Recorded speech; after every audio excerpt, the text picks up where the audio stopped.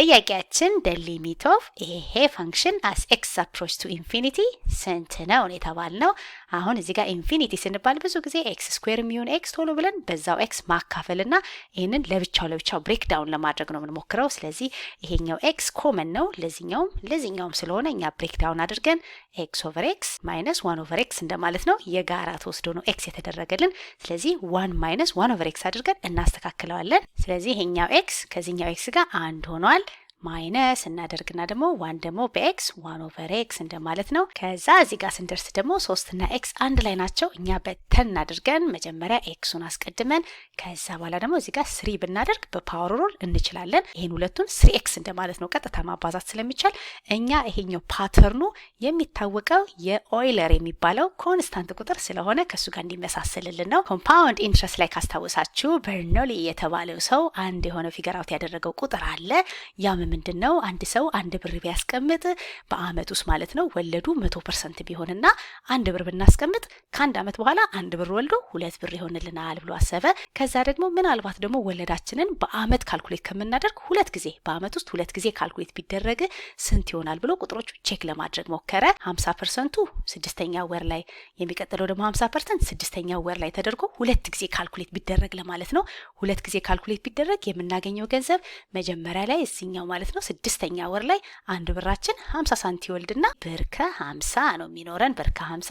ከዛ በአመቱ መጨረሻ ላይ ይሄኛው ብር ከ50 ነው 50% ካልኩሌት የሚደረግለት እንጂ እንደ ቅድሙ አንድ አመት ጠብቀን አይደለም ካልኩሌት የምናደርገው በማለት የሚቀጥለው ላይ ደግሞ የሚደመርልን ስንት ነው የብር ከ50 50% እንደማለት ነው። ለምን ይሄ ኦሬዲ አድጎልናል። ከዛ የብር ከ50 50% ይደመርልን 75 ሳንቲ ማለት ነው አይደለ? 75 ሳንቲ ይጨመርበትና 2 ብር ከ25 ሳንቲ ይሆናል እንደማለት ነው። ስለዚህ በአመት አንድ ጊዜ ካልኩሌት ቢደረግ ኖሮ 2 ብር ብቻ ነበር የሚኖረን። ነገር ግን በአመት ሁለቴ ኢንትረስቱ ካልኩሌት ስለሚደረግ እዚህ ጋር ያገኘነው 50 ሳንቲ ተጨምሮ ደግሞ ሌላ 50 ስለሚወልድልን ብራችን 2 ከ25 ሆኖ ጨመረ። ከዛ ምን አሰበ?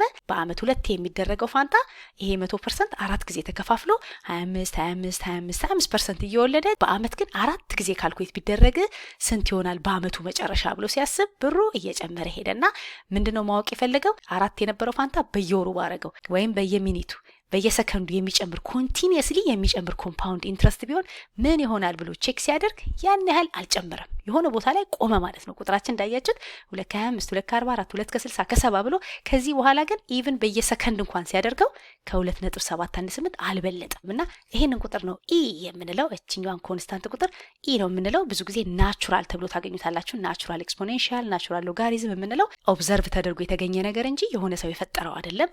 ኮንቲኒየስሊ ግሮ የሚያደርግ ነገር እንደ ባክቴሪያ እንደ ፖፑሌሽን ኮንቲኒየስሊ ግሮ የሚያደርጉ ነገሮች ሪፕሬዘንት የሚደረጉት ብዙ ጊዜ በኢ ነው። ነገር ግን ይሄ ኢ የመጣው ከበርነሊ አይደለም። በርነሊ በቃ ቁጥሩን ፊገር አውት አደረገ፣ እዚህ ጋር ይቆማል ብሎ አሰበ። ከዛ በኋላ ግን ምንም አላስፋፋውም። በኋላ ላይ ኦይለር የተባለው ሰው እኔ እንደውም ዩለር እያልኩ ነበር ማነበው። ይሄ ኦይለር የተባለው ሰው በጣም ፖፑላር አደረገው። ይሄ ኢ ዝም ብሎ እዚህ ጋር ፋይናንሻል ኮምፓውንድ ኢንትረስት ላይ እንደሚሰራበት ሳይሆን ከሎጋሪዝም ጋር ከኤክስፖኔንሻል ጋር አገናኝቶ በጣም ፌመስ እንዲሆን ስላደረገው ይሄ ቁጥር የሚጠራው በሱ ስም ነው። ፊደሉ ደግሞ ከስሙ ጋር ይመሳሰላል እንዳያችሁት። ነገር ግን ከላቲን ቋንቋ ላይ የወሰደው ፊደል ነው እንጂ ስሙን አስቦ አይደለም ይባላል። አሁን ከዚህ ጋር ብናስተያየው ሁሉ ነገሩ ተመሳሳይ ነው። እዚህ ጋር ያለውን ካያችሁት ይሄ ኤን ነው፣ ይሄ ኤክስ ነው፣ ይሄ ኤክስ ነው፣ ይሄ ኤን ነው። እዚህ ጋር ግን ካያችሁት 1 - 1 over x ነው የሚለው። እዚህ ጋር +1 over x ነው። የሚጨምር ነገር ነው። ኮንቲኒየስሊ የሚጨምር ስለሆነ ኢ ዘ ፓወር ኦፍ 1 ነው የምናደርገው። ኢ ዘ ፓወር ኦፍ 1 ለምን? ይሄ ፖዚቲቭ 1 ስለሆነ። እዚህ ጋር ግን -1 ስለሆነ ኢ ዘ ፓወር ኦፍ -1 ነው የምናደርገው። የሚቀንስ ሲሆን ኢ ዘ ፓወር ኦፍ -1 ነው። ኮንቲኒየስሊ እየጨመረ የሚሄድ ነገር ሲሆን ደግሞ ኢ ዘ ፓወር ኦፍ 1 ነው። ስለዚህ እዚህ ጋር ያለው 1 over x 1 over n ኤክስ ኤን አንድ አይነት ናቸው ከምልክቱ ውጪ። ስለዚህ ይሄ ነገር ሪፕሬዘንት የሚያደርገው as we go to infinity ማለት ነው። እየቀጠልን ብንሄድ ሪፕሬዘንት የሚያደርገው ቁጥር e the power of -1 ነው። ስለዚህ የዚህ ሊሚት እንደመስራት ነው። ውስጥ ያለውን የዚህኛውን ፓርት ሊሚቱን ብንሰራ የምናገኘው e the power of -1 ነው። ከዛ ደግሞ ፓወራችን ደግሞ 3 አለ። ኔጌቲቭ 1 እና 3 አባስተን e the power of -3 ነው የሚሆነው። ወይም ደግሞ 1 over e cubed አድርገንም መመለስ እንችላለን።